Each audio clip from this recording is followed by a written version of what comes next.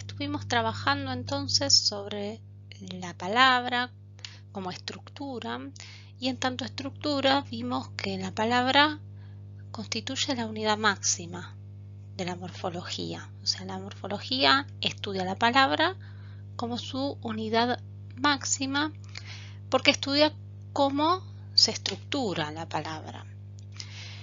Además, para hacerlo, va a tener que identificar y caracterizar unidades mínimas que constituyen la palabra y tratar de establecer los principios que rigen la forma en que estas unidades mínimas se combinan para conformar la palabra como estructura. Estas unidades mínimas son los morfemas y vamos a dedicar este video a analizar un poco qué entendemos por morfema, problematizar ese concepto y a partir de eso ir sacando algunas primeras conclusiones. Para eso les propusimos que trabajaran sobre una serie de palabras que tenían que analizar, pensar, estudiar. En ese sentido, esa serie de palabras que tienen son un corpus de palabras, es decir, una selección, en este caso de palabras, sobre las que vamos a trabajar y vamos a pensar sobre ellas cuántas unidades de significado o cuántos signos, si quieren, tienen. O sea, si podemos identificar en cada palabra solamente una unidad de significado o podemos segmentar más de una unidad de significado y en ese caso cuáles serían y qué tipo de significado es. Entonces vamos a ver el primer grupo de palabras que teníamos para analizar. En primer lugar entonces teníamos boca y también teníamos calle. Si pensamos en estas palabras, boca y calle, ¿podemos separar hacia adentro alguna unidad menor? Siempre estamos pensando que van a ser unidades que tienen significado, ¿eh? Obviamente vamos a poder separar los fonemas, pero ya dejamos ese nivel. Estamos pensando un segmento que puede coincidir con el de un fonema, pero no necesariamente va a ser así, generalmente no, pero que tiene que tener asociado un significado. Podemos o boca constituye en sí misma como palabra, una sola unidad de significado y en ese caso es una palabra monomorfémica o una palabra simple. Bueno, en el caso de boca, al igual que en el caso de calle, ese es el fenómeno que se da. O sea, no podemos reconocer unidades menores, sino que se trata de palabras simples.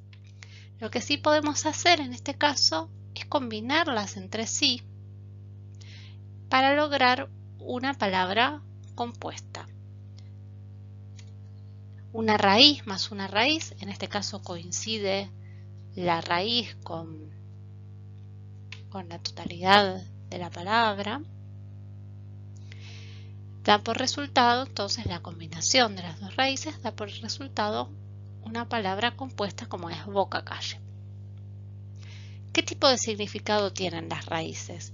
Tanto boca como calle y boca-calle tienen un significado conceptual, no gramatical. Es un significado que podemos de alguna manera describir en términos más o menos relativos a nuestra experiencia en el mundo. Vamos a ver otro grupo de palabras. Lindo, un adjetivo. Linda, lindos y lindas. Fíjense, tenemos en todos los casos la misma raíz, ¿no? La raíz lind, que es la que aporta el significado conceptual, pero luego tenemos otro constituyente, otro segmento, otro morfema. Es un morfema porque acá de hecho tenemos dos, ¿no? Es un morfema porque es una forma asociada a un significado, ¿no? ¿qué significado aporta? Un significado gramatical. Género masculino, género femenino. Pensándolo ahora únicamente en términos de significado gramatical, después vamos a profundizar en esto. Y también número, ¿no? Número plural, que significa más de uno. Entonces, antes teníamos una combinación de raíz más raíz, dos significados conceptuales juntos. En este caso tenemos raíz más desinencia, o sea, un significado conceptual ligado a un significado gramatical. Esto es similar a lo que vimos con los verbos, pero sucede también, por ejemplo, en muchos adjetivos. Fíjense que mientras calle y boca, obviamente, al ser dos palabras distintas, aparecen separadas en el diccionario, más allá de la existencia de boca-calle, si buscamos en el diccionario no vamos a encontrar la palabra lindas, e incluso ni siquiera linda, porque en realidad no estamos ante diferentes palabras, sino que estamos ante diferentes formas gramaticales de una misma palabra, pero mejor, cuando nos estamos refiriendo a esto, mejor que decir palabra es decir lexema.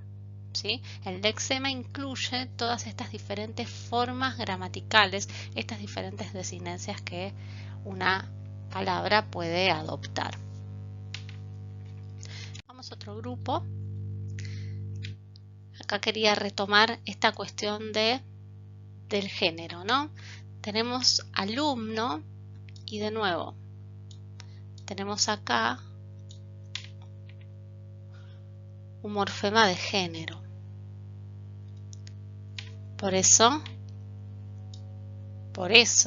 porque hay un morfema de género, es que puedo reemplazarlo por otro. En principio, en español, existen solamente dos posibilidades de morfema de género que las vamos a encontrar en algunos pocos sustantivos cuyo significado está asociado a alguna entidad animada, o sea, personas o animales básicamente, y que pueden variar en relación con, si quieren, el género en términos más culturales, si quieren el sexo en términos más biológicos, siempre pensando que se trata de categorías bastante complejas. Por esto justamente es que últimamente empieza a aparecer una tercera opción, la opción de alumne, ¿no? Alumne, usar la E en lugar de la O la A, sería una tercera posibilidad respecto de estas dos que son binarias. ¿Por qué se usa? Cuando se dice que esto es inclusivo, lo que se está diciendo es no únicamente que incluye sin marca tanto al femenino como al masculino, sino que también incluye a otras posibilidades que no se verían identificadas con ninguna de estas dos. Como saben, la Real Academia se opone a eso, opina que con el masculino ya se engloba el femenino y el inclusivo es innecesario. Cada uno de ustedes puede tener diferentes opiniones al respecto. Lo que me parece que no se puede opinar, porque está fuera de la realidad, es que alumné no existe, porque la gente lo dice. Ahora, sí es cierto, por otra parte, que desde el punto de vista de la norma, estamos viendo la historia de la lengua, la cuestión de las academias que dictan la norma, está por fuera de la norma. Pero uno puede elegir hablar y escribir por fuera de la norma, ¿sí? Eso no hace que lo que uno dice no exista. Entonces, cuando tenemos esta posibilidad del inclusivo, vamos a estar ante una forma que va a ser nominal, va a ser un sustantivo o puede ser un adjetivo en concordancia con ese sustantivo, y esa E va a ocupar el lugar de la desinencia de género. Cuando los sustantivos no tienen un morfema de género, porque no hay la posibilidad de cambiar uno por otro, por ejemplo, existe la mesa, no existe el meso, entonces tampoco existe el lemese, ¿no? Esos son algunos chistes que se hacen respecto del inclusivo, pero son erróneos, porque solamente es opcional usar el inclusivo cuando estamos ante sustantivos que sí tienen una desinencia en género. Cuando no la tienen, no. Dejando esta parte de lado, les muestro una cuarta opción, alumnita. Y retomando un poco lo que decíamos antes respecto del diccionario, ¿no? Antes decíamos que en el diccionario no vamos a encontrar lindas, vamos a encontrar únicamente lindo, porque la forma masculina singular es la forma de cita. Lo mismo en alumno, vamos a encontrar solamente esto y no vamos a encontrar alumna ni alumnen, que además no está aceptado. Pero ¿qué pasa con alumnita? Alumnita, este ita sí tiene la A, que es la parte del género, pero este it, ¿no? Lo que hace es decir que se trata de una alumna que es pequeña. Ese tipo de significado no es gramatical. O sea, alumnita no es una forma gramatical de la misma palabra. Y sin embargo, en el diccionario no van a encontrar ninguno de estos, ningún diminutivo. Esto se debe a que se trata de una forma muy regular, muy predecible, y entonces desde el punto de vista lexicográfico de los diccionarios se considera que es innecesario que esté este tipo de palabras incluida en el listado del diccionario. Vamos a pasar a otro grupo. Entonces, perdón, la raíz más el diminutivo y también más la desinencia es una nueva posibilidad. Pasamos entonces a un nuevo grupo. Ahora volvemos un poquito a los verbos para repasar lo que ya hablamos. Tenemos hablaban, hablando, hablar y hablé. Quiero subrayar algo que ya varias veces mencionamos en las clases de verbos, pero nunca está de más volver a decir. La raíz del verbo, ¿no? Es la que me aporta la parte conceptual y luego tengo la parte gramatical. Lo podemos pensar todo como una desinencia o, como hacíamos muchas veces en clase, separar los diferentes tipos de información, ¿no? Vocal, temática, tiempo, aspecto, modo y acá persona y número, ¿no? Lo que quería subrayar es, número 1, todos los verbos son palabras complejas, son palabras polimorfémicas, porque todos los verbos, además de la raíz, van a tener alguna desinencia. O sea, la raíz de un verbo siempre tiene que estar junto con la información gramatical que le corresponde. Y eso incluye el infinitivo. El infinitivo es una forma más del verbo. Es la forma de cita del verbo. Eso quiere decir, es la forma que usamos para nombrar a los verbos y para incluirlos en el diccionario. Pero desde el punto de vista morfológico, el infinitivo es una palabra compleja que tiene la raíz y tiene la desinencia de infinitivo que incluye la vocal temática y específicamente la vibrante simple. Entonces, en los verbos también vamos a encontrar raíz y desinencia, tanto para las formas personales como para las formas no personales, como el gerundio, el infinitivo y el participio. Una nueva lista, también con verbos, pero para retomar un poco este fenómeno del cual hablamos en nuestro segundo o primer video de la clase, no me acuerdo cuál era. Tenemos acá el verbo robar, ¿no? Lo tenemos conjugado, primero con imperativo, robar, y luego en presente de primera persona, ¿no? Robo. Si quieren, acá también lo podríamos pensar como se produjo un robo, como un nombre, pero pensemos lo mejor y con lo que vamos a ver después como un verbo. Entonces tenemos la raíz y luego tenemos la desinencia.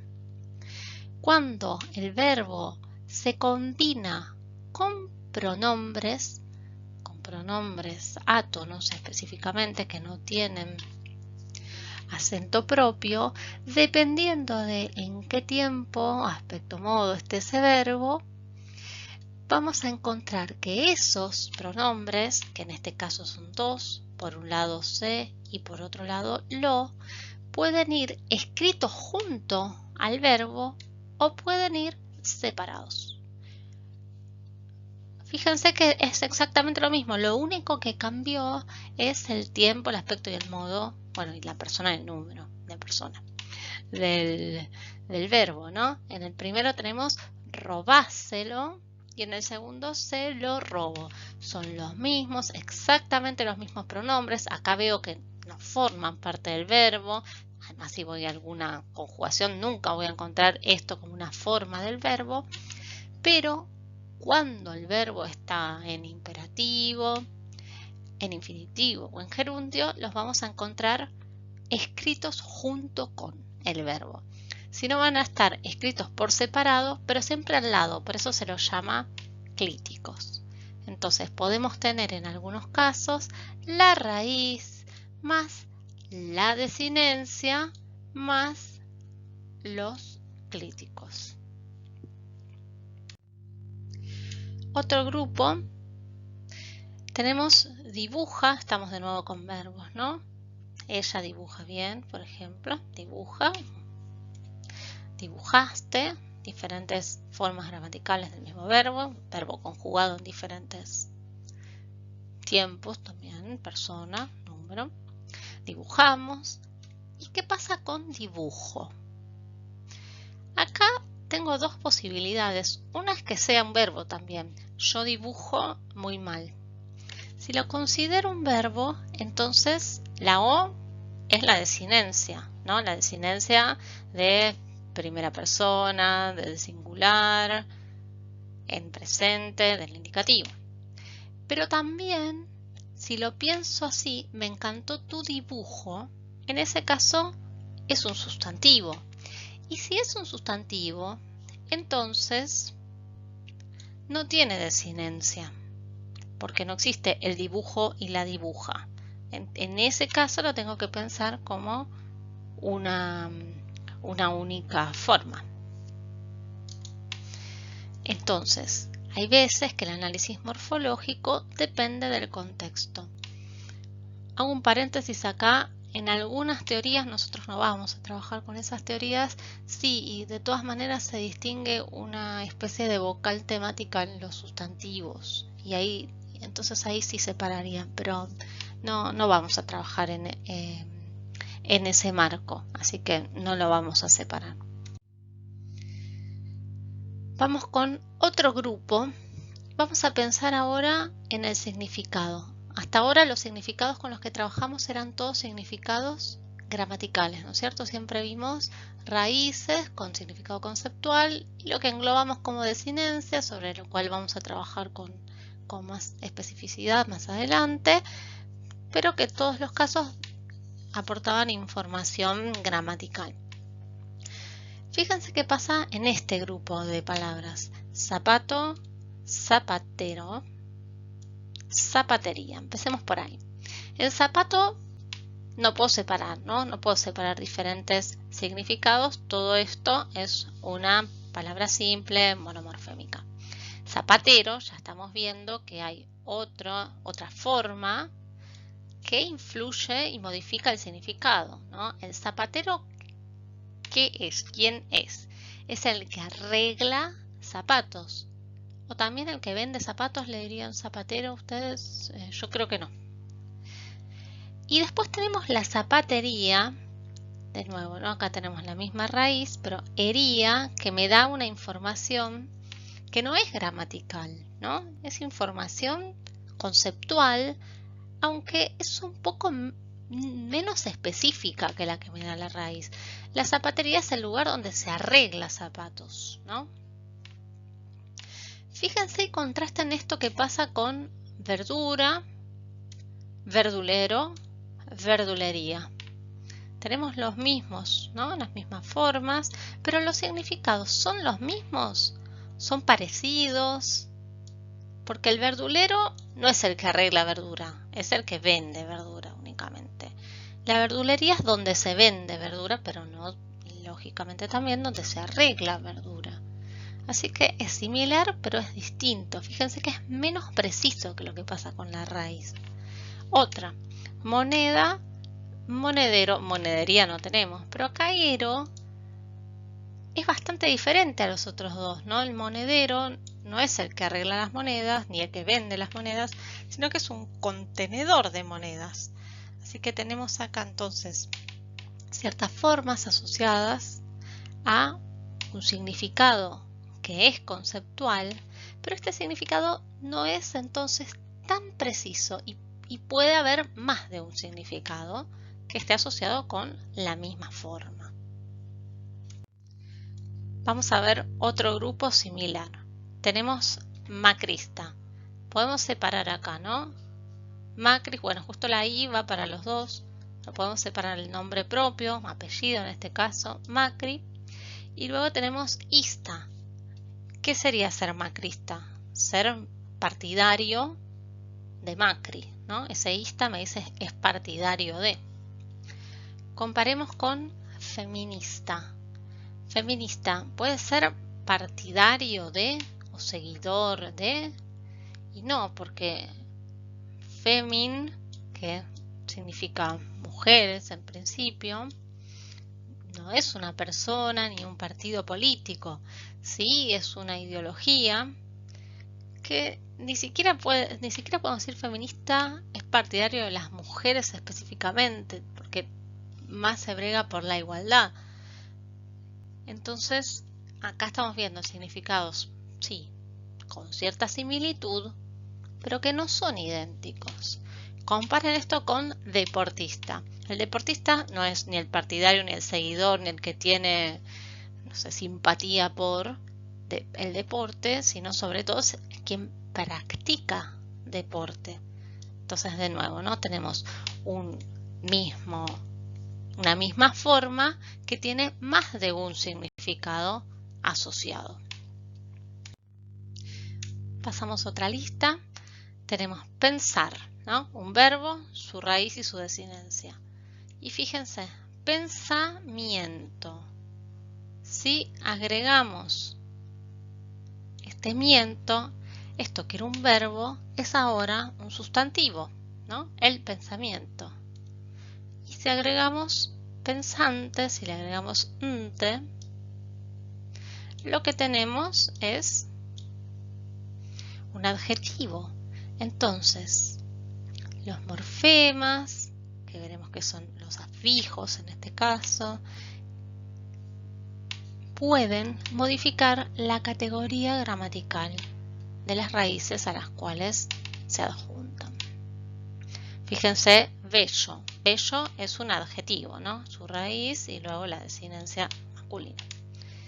Si le agrego esa, vamos a tener no un adjetivo, sino un sustantivo, justamente un sustantivo abstracto. Eso es lo que hace este morfema, este sufijo esa. Y acá fíjense, tengo la misma raíz, beige. ¿Y qué hice? Agregué dos cosas, una antes y otra después, ¿no? Porque no existe bellecer ni tampoco embelle, ¿no? Tengo que ser las dos al mismo tiempo. Podemos pensarlo en términos de un solo morfema que rodea o de dos morfemas que se adjuntan al mismo tiempo y convierten este adjetivo en un verbo. Entonces, los morfemas pueden cambiar la categoría gramatical de la palabra. Otro grupo, fíjense, librería y biblioteca. La librería es donde se venden libros, ¿no? Otra vez tenemos este ería que teníamos con verdulería. La biblioteca es donde se prestan libros. Tanto libr como biblio significan exactamente lo mismo, libros. Pero tenemos más de una forma, bien distintas en este caso, asociadas al mismo significado. Lo mismo, pero sin tanta diferencia, encontramos en lágrima y lacrimoso, ¿no? Fíjense que está esta variación. Son dos formas distintas entonces, pero tienen el mismo significado. Fíjense acá, tenemos olor, una palabra simple, y está en singular. Si queremos pasar al plural, vamos a poner un sufijo, morfema, que significa plural, que en este caso es. Pero si tengo una palabra como boca, que termina en vocal, entonces el plural se va a formar únicamente en S. Es y S sola, las dos, son claramente el mismo morfema, tienen exactamente el mismo significado, pero que use uno o el otro depende de la base. Si termina la base en consonante, voy a usar S, y si termina en vocal, voy a usar S sola. Otro ejemplo, ilegal. ¿Qué quiere decir ilegal? Que no es legal, ¿no? Acá también puedo separar ley. Impensable. ¿Qué quiere decir impensable? Que no se puede pensar. Entonces, que no es legal, que no se puede pensar. Incapaz. Incapaz es que no es capaz. Todos estos tienen el mismo significado de negación, que no. Pero son distintos, la forma es distinta. ¿Por qué? Porque se combinan con diferentes bases. Cuando la base empieza con L o R, vamos a tener solo la I. Cuando empieza con P o B larga, IM. Y cuando empieza con el resto, IN. La conclusión es que un mismo significado, entonces, puede realizarse por diferentes formas. Otros ejemplos de esto son, fíjense el pretérito imperfecto. Cantaba, hablaba, para dos verbos que son de la primera conjugación. Reía, habría, para dos verbos, o temía, ¿no? Para dos verbos que son de la tercera y también para la segunda. El significado es el mismo. Significa, o sea, en la desinencia de los dos significa lo mismo. Significa pretérito, tiempo, imperfecto, aspecto, modo indicativo. Pero la forma es distinta. ¿De qué depende? Y depende de a qué clase pertenezcan en cuanto a la vocal temática, a qué conjugación. Otro grupo, tenía, tuvo. ¿Se acuerdan, no? Tener es un verbo irregular y hay veces que cuando el verbo es irregular se produce una modificación en la raíz. La palabra es la misma, el morfema es el mismo, la raíz, el significado de esa raíz. A eso quiero ir, porque el morfema exactamente no es el mismo, si quieren. Pero porque la forma cambia, pero el significado es exactamente el mismo. Volará y vuela es otro caso, ¿no? De verbo irregular en el que hay una modificación en la raíz. De nuevo, un mismo significado puede realizarse por formas diferentes. Otro grupo. Retener, detener, contener. Podemos separar esto, ¿no? Además de la desinencia.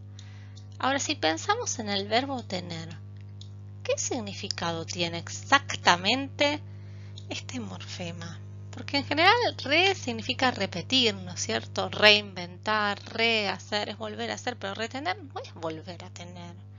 ¿Y de qué significa? En detener. ¿Y con qué significa? En contener. Podemos ver que hay un cambio en el significado de tener, ¿no? Porque contener no es lo mismo que tener.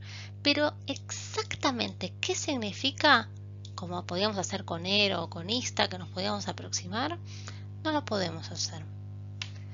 También nos pasa eso con las vocales temáticas. Acá puse para el infinitivo que se notan bien. ¿Qué significa la vocal temática de primera conjugación A? ¿Qué significa la vocal temática de segunda E? Simplemente significa eso, ¿no? La pertenencia a cierta clase. Pero ¿qué significado aporta? Y la verdad que no lo podemos delimitar, parafrasear. Bueno, este es un fenómeno importante también que vamos a encontrar para algunos morfemas. Sus significados a veces son difíciles de delimitar, de aislar, de parafrasear o explicar. Encontramos una forma que es recurrente, que es importante, pero no podemos terminar de decir cuál es su significado significado específico. E incluso, fíjense, arboleda. Podemos separar raíz, ¿no? Y acá otro morfema que cambia el significado. Árbol es un árbol, arboleda es un conjunto de, ¿no? O árboles en gran número. Alameda, lo mismo, ¿no? Un árbol específico y un grupo de. Fíjense en polvareda. Separo la raíz, separo el grupo de. Pero este ar, ¿para qué lo necesito? Si polvareda es un grupo, un polvo en gran cantidad, ¿para qué existe ese ar? Que sin embargo existe. Y podría no existir, podría haber dicho polveda, pero no, tenemos ese ar. Es una forma que no tiene ningún significado, no está aportando nada, pero ahí está.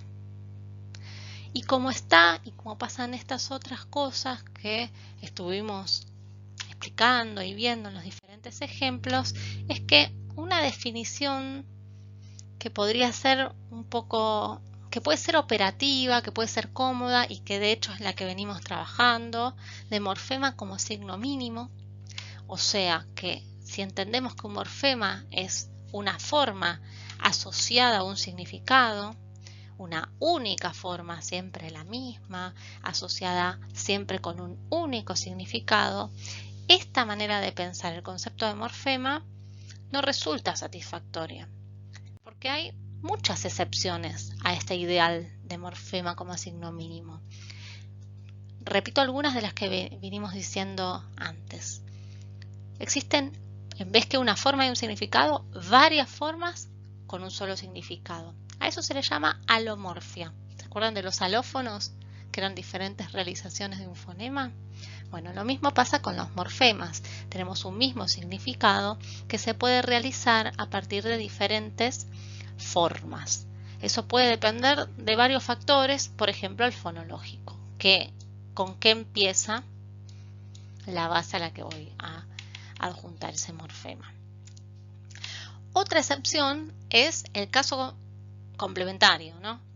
Antes decíamos varias formas, un significado, decimos una forma, varios significados. Recuerden que el ideal sería uno con uno y acá tenemos varios con uno. A eso muchas veces se lo llama polisemia y consiste en esto, ¿no? Tenemos una forma que se repite, pero el significado no es exactamente el mismo para cada una de esas instancias de esa forma. Y después tenemos este último grupo que es, tenemos una forma, la podemos reconocer, es regular, pero cuando queremos decir qué significado tiene, nos resulta o muy difuso o incluso inexistente, como lo que decíamos antes para la vocal temática o para este ar en polvareda. A partir de todo esto es que se concluye que el morfema, mejor definido que como signo mínimo, se define como unidad gramatical mínima. Cuando decimos que es la unidad gramatical mínima, estamos diciendo que es el constituyente más pequeño en que se puede segmentar una palabra, desde el punto de vista gramatical, no fonológico, ¿no? Entonces, si lo pensamos así, vamos a tener una definición más abarcativa, porque todas esas excepciones van a incluir de todas maneras como morfemas a estos diferentes fenómenos, y además los que sí son signos mínimos van a estar incluidos también. Entonces incluyen los que son signos mínimos y también los casos periféricos. Así que es con esta definición que vamos a manejarnos el resto de nuestras clases, cursadas, etc.